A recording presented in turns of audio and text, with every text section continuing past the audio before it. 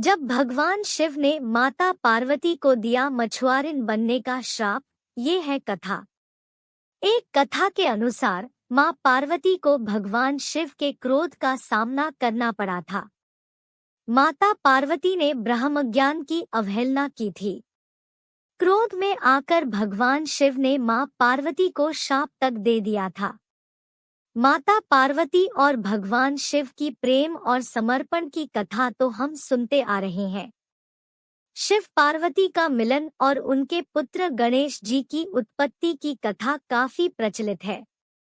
लेकिन एक कथा ऐसी भी है जिसमें मां पार्वती को भगवान शिव के क्रोध का सामना करना पड़ा था।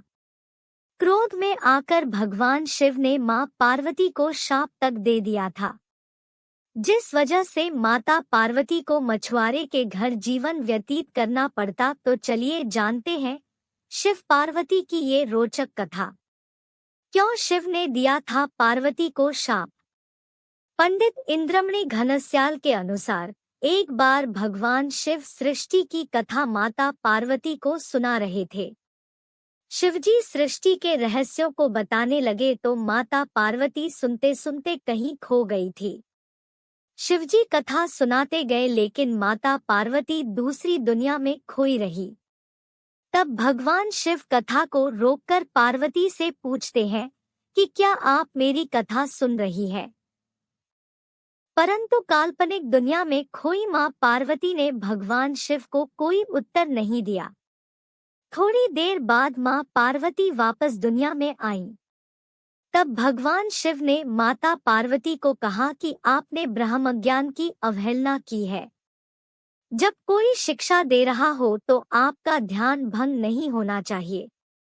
इस पर भगवान ने क्रोधावेश माता पार्वती को शाप दे दिया कि आपका जन्म मछुआरों के परिवार में होगा। इसके बाद पार्वती किसी मछुआरे के गांव पहुंच गई। वहां गांव के मुखिया की कोई संतान नहीं थी।